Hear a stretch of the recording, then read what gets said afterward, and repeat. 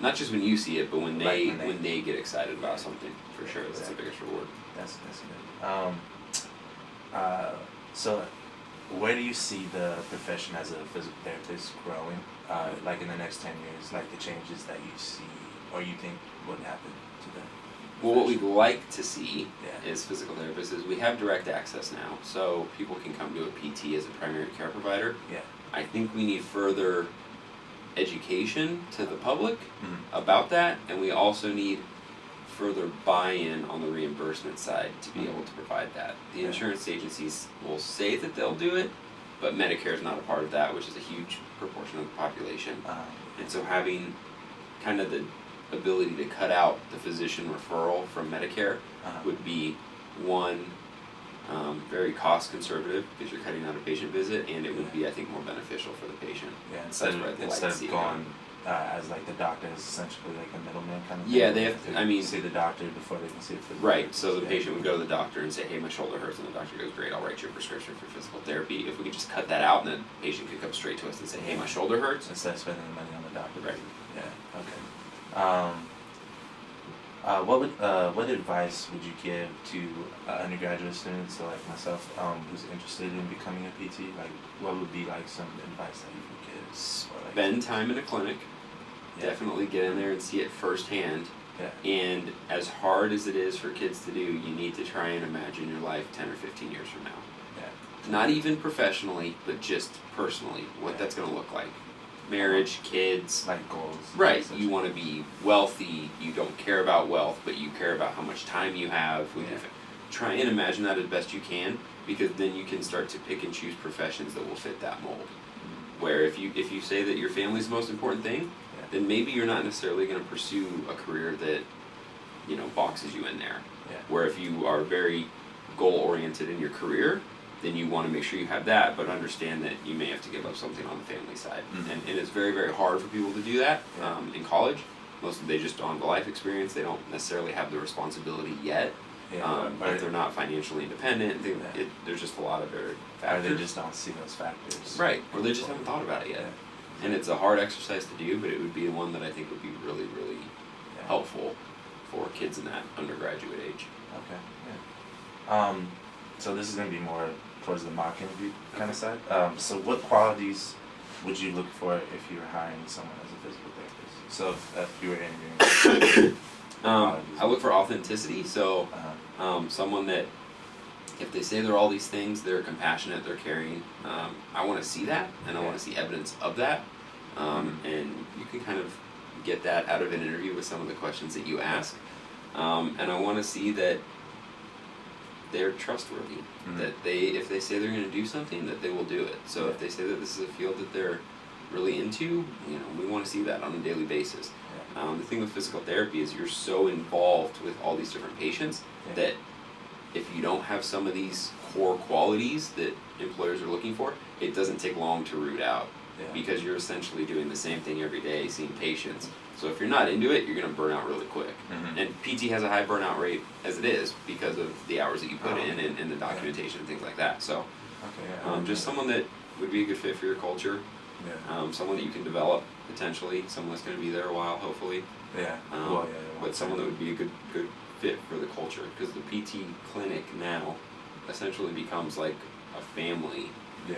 not just between everyone that works there, but between the people that work there, the patients that are coming in, and even the community around it. Yeah. With the family members for the patients. Yeah. Yeah. Okay. So if you were looking to hire me as a PT, what would be 2 questions you would ask me? And so like I'll hand you like my cover letter, resume right there. So kind of just go through like a mock interview trial kind of thing. So it only has to be 2 questions, and then towards the end, if you want to give me like any tips or wisdom, kind of like the answers I gave you and all that stuff. So. One of my favorite questions was always, who is your least favorite boss and why? Least favorite boss. Yes. My least favorite boss, he was my football coach back in the day. So he helped me get this job doing maintenance at a country club. So I started working there and it was fine, and he knew me. So we were already like cool and all that with our relationship. But it was a lot of like the work drama that got in the way from like other employees that have been there longer than me, and I tried to kind of stay out of it and stuff. But then it was just like we didn't really know who our boss was. It was like the whole drama behind that, and started bossing me around more because he knew he can boss me around. Because back in the day, he was my coach when I was like in high school, so he used to boss me around all the time. So it's just like that was kind of like my least favorite, just because I'm like I can't do anything really, just because he got me the job. I can't be over here like acting wild and anything. So then I guess my follow-up to that, if we were in an interview, would be, okay, so are you someone that likes to just tell me what to do and I'll do it?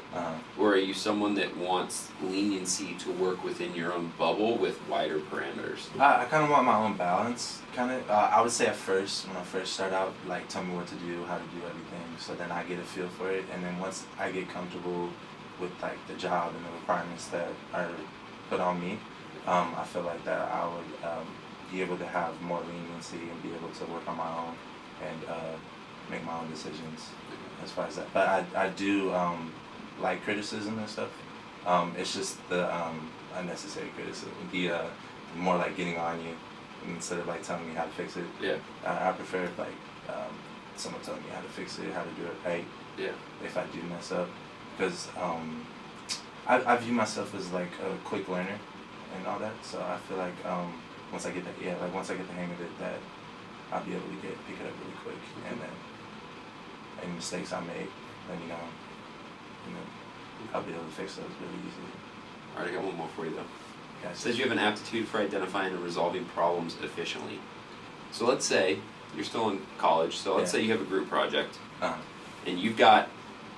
it's you and one other person, and you're doing all the work, right? The other person's checked out, so you have a problem here. Yeah. So what do? Do you go to the professor, tell him what's going on? Do you finish the project just because it has to get done regardless? So you just say nothing, you just put your head down and do it? What do you do?